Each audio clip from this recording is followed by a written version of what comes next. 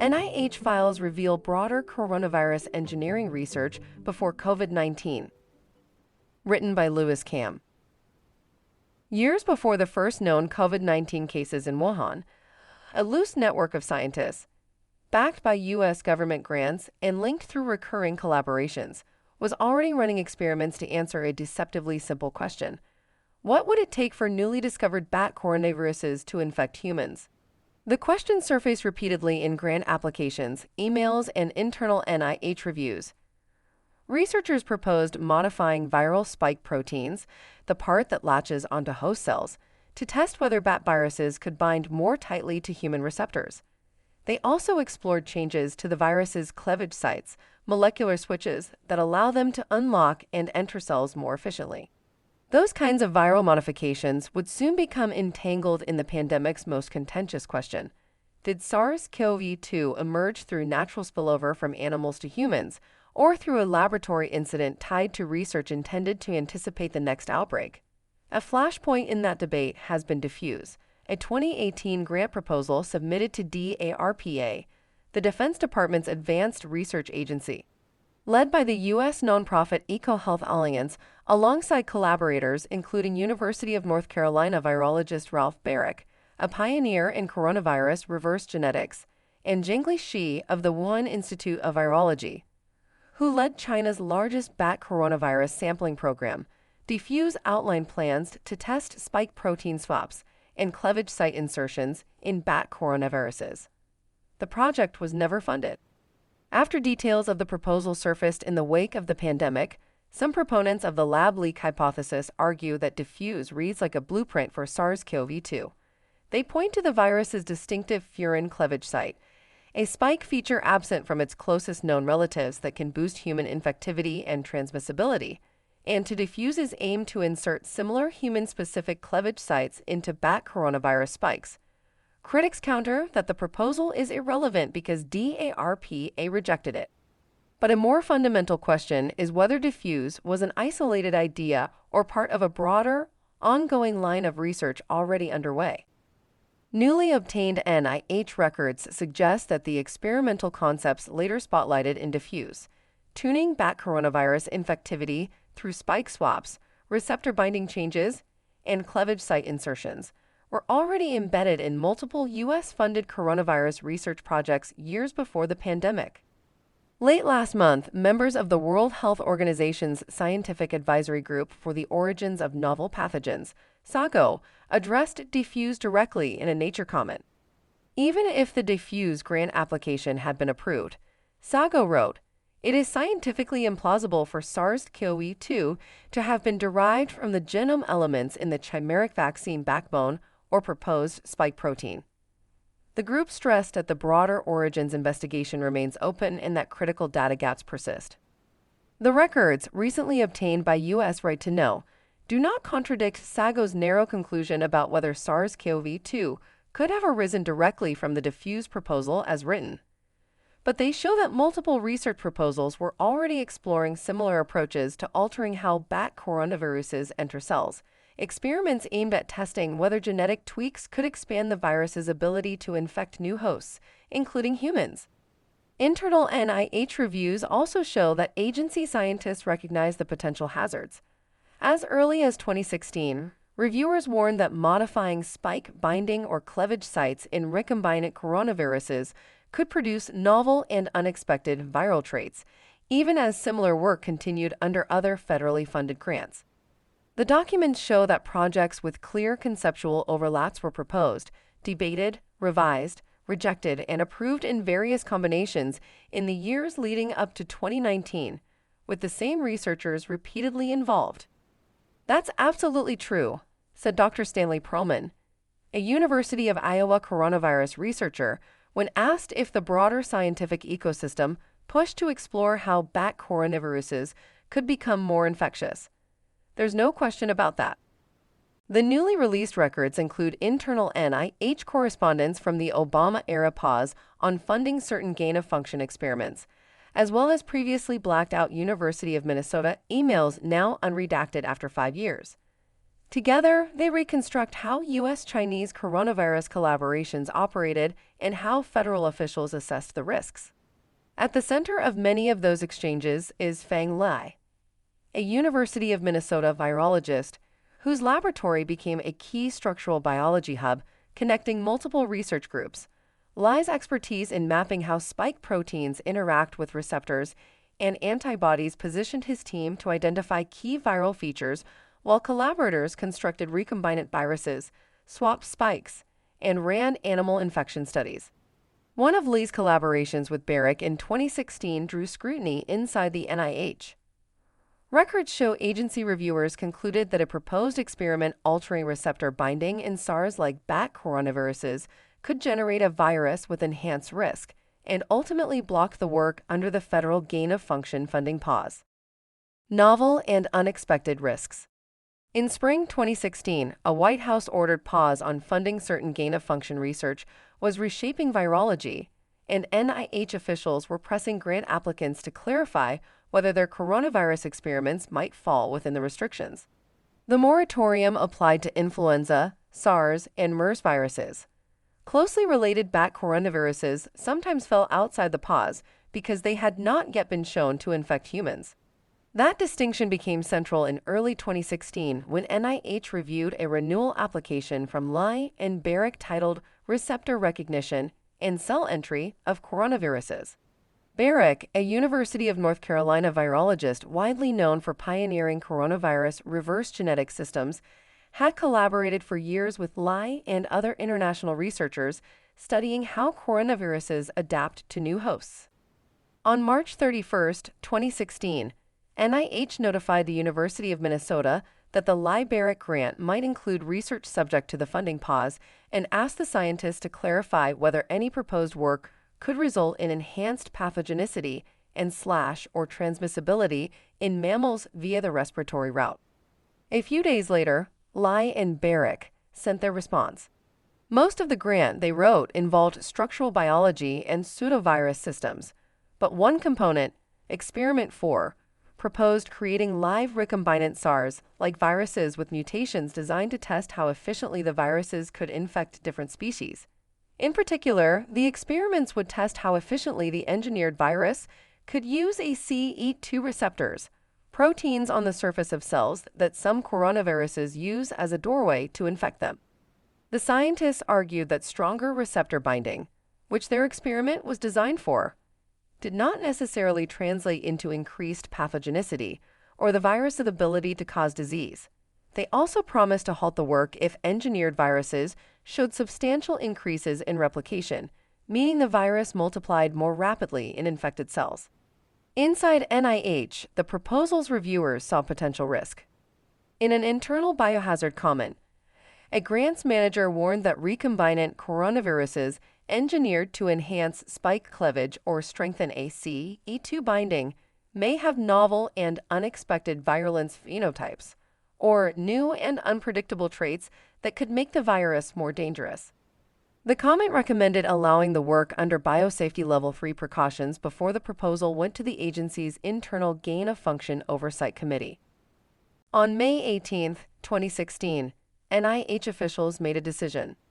While allowing other parts of the grant to proceed, the agency blocked Experiment 4, engineering SARS-like viruses with enhanced receptor binding. NIH concluded fell under the federal gain-of-function funding pause and may not be conducted under this grant, according to a letter signed by NIH Program Officer Dr. Eric Stemme, who oversaw coronavirus grants at the agency. The determination marked an early instance in which NIH formally concluded that altering receptor binding in bat SARS-like viruses could plausibly create a more dangerous pathogen. It also exposed inconsistencies in how the pause was applied. While NIH halted Lai and Barrick's proposed enhanced affinity experiments, the agency allowed closely related work to proceed under an EcoHealth Alliance grant involving the One Institute. In that case, reviewers, including Stemme, concluded that the bat coronaviruses under study had not yet been shown to infect humans and therefore fell outside the pause's scope, despite internal questions about the experiments. The decision to block Lai and Barrick's experiment did not settle the broader scientific debate or stop the scientists from proposing similar experiments. A regulatory gray zone. Despite NIH's 2016 rejection, Lai and Barrick continued exploring related ideas as federal policy evolved. In March 2017, 2 months after the first Trump administration took office, Lai contacted STEMI about a new proposal. Barrick, Lee wrote, was considering making a synthetic construct of a chimeric bat SARS-like coronavirus. Lai forwarded a letter signed by Barrick formally proposing the idea: create a hybrid virus by combining most of one bat SARS-like coronavirus, SHC-014, with the spike protein from another bat virus recently discovered in Uganda. Emails show Barrick had obtained the full sequence of the Uganda virus a month earlier from Columbia University virologist Simon Anthony, who at the time was collaborating with the EcoHealth Alliance and others on the PREDICT project, a 10-year USAID-funded effort led by researchers at the University of California, Davis to catalog emerging viruses in wildlife. The new Barrick and Lai proposal also call for modifying the spike region that binds to ACE2 receptors, essentially adjusting how tightly the Uganda hybrid could attach to cells of different species. The team planned to test whether the engineered virus could infect cells carrying human, mouse, bat, or civet receptors. If the modified virus replicated efficiently, the researchers proposed constructing full versions of the Uganda virus incorporating those receptor-enhancing mutations. In their letter, the scientists argued the experiment would not meet the federal definition of a potential pandemic pathogen because neither of the original bat viruses had been shown to cause disease in humans. They also promised to stop the work if any engineered virus replicated more than 10 times better than the SARS virus used as a benchmark. 2 weeks later, STEMI replied that NIH's internal committee had not yet reached a decision. The proposal, he wrote, had landed in a regulatory transition. Nothing to report yet on this, STEMI wrote. Our internal committee hasn't met yet. It's a little bit of a gray area at the moment since the GOF research funding pause is still technically in effect while the department implements the P3CO policy that will replace it. The available records do not indicate what decision NIH ultimately reached on the Uganda Chimera proposal. Neither Lai nor Barrick responded to requests for comment. The NIH and STEMI also did not respond to questions about its grant decisions. The exchange illustrates how researchers continue to explore new combinations of bat coronavirus genomes and spike proteins even as federal officials struggle to define where the gain-of-function boundary lay. Green lights amid red flags. The Lai-Barrick grant was not unique. Across multiple projects during the same period, NIH reviewed, and frequently approved, experiments designed to alter receptor binding domains, swap spike proteins between viruses, or modify cleavage sites that influence how coronaviruses infect cells. Under a grant led by Barrick and Vanderbilt University virologist Mark Dennison, researchers proposed generating mouse-adapted versions of the SARS-related bat viruses WIV1 and SHC-014. Internal reviewers noted the resulting strains were likely to show enhanced pathogenicity or transmissibility in animals. An early draft response questioned whether the work fit the grant's aims, but a later version prepared to approve the experiments. Another Barrick project constructed SARS chimeras bearing SHC-014 or WIV1 spike proteins. NIH concluded those experiments did not meet its gain-of-function definition at the time, even though the purpose of such spike swaps was to test whether bat viruses could infect new hosts. Earlier approvals in 2015 included experiments inserting MERS cleavage site sequences into the related bat virus HKU4 and altering receptor binding regions to increase how efficiently the virus could attach to cells. Alterations to MERS cleavage sites, modifications that can influence viral entry efficiency, also were allowed under the same grant. Taken together, the records show NIH blocking certain receptor binding experiments under the gain-of-function pause while allowing closely related spike swap and cleavage site research to proceed under other grants. By early 2018, that regulatory landscape formed the backdrop for a more ambitious proposal, DEFUSE, informal scientific exchanges. The day-to-day emails also show how ideas and genetic sequences moved informally among collaborators. In one February 2018 exchange, Lee told Shai, the renowned WIV coronavirus researcher, that Barrick wanted access to her unpublished sequence of a spike protein from a MERS-like bat coronavirus known as 422. Lay wrote that he had mentioned Shi's recent work with the virus to Barrick, who asked if he could get the sequence of the 422 spike protein. "I said that I would need to check with you," Lay added.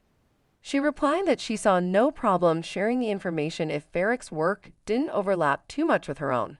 She also described experiments her lab already had attempted. "We have already done the swapping on the MERS-CoV backbone," she wrote. The recombinant virus, Shai said, could be rescued after transfection, but couldn't grow in the following passage. "We have stopped sick here for the moment," Shai added. "I would encourage him to have a try." The exchange offers a look inside the collaborative scientific ecosystem reflected throughout the records, one in which American and Chinese researchers shared sequences, experimental ideas, and preliminary findings in real time. The following month, Barrick and Shi joined EcoHealth Alliance in submitting the DEFUSE proposal to DARPA. Scientists debate the risks.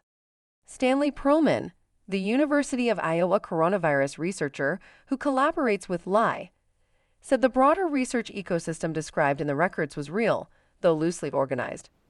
Researchers, he said, were trying to determine which bat coronaviruses could infect human cells and therefore posed pandemic risk. At the same time, Perlman said he believes some of the scientific questions driving chimera experiments could often be addressed using simpler approaches. "It wasn't necessary to make chimeric viruses to get some information," said Perlman, who added he believes SARS-CoV-2 originated naturally. "Chimeric viruses are not my favorite way." Two other scientists who separately reviewed the newly surfaced NIH files were more critical. Simon Wayne Hobson, a British-French virologist who has long opposed gain-of-function research, called one of Barrick's proposed recombinant virus concepts bonkers. After the Gulf flu virus controversy, he said, referencing a decade-long debate over whether researchers should intentionally make deadly viruses more contagious to study them, this shows that Barrick has learned nothing. Steve Massey, a bioinformatics professor who also examined the records, said they reveal what he sees as a recurring pattern. Researchers, particularly Barrick, pushing experimental boundaries, using technical language to bamboozle reviewers, and persuading them to approve studies he believes constituted gain-of-function research. Massey also pointed to what he sees as a through line: proposals to alter human protease cleavage sites in MERS, which he said resemble later cleavage site engineering debates around SARS-CoV-2. Such experiments could easily enhance pathogenicity or transmissibility, Massey said. This is playing with fire. Post-outbreak, testing the furin site.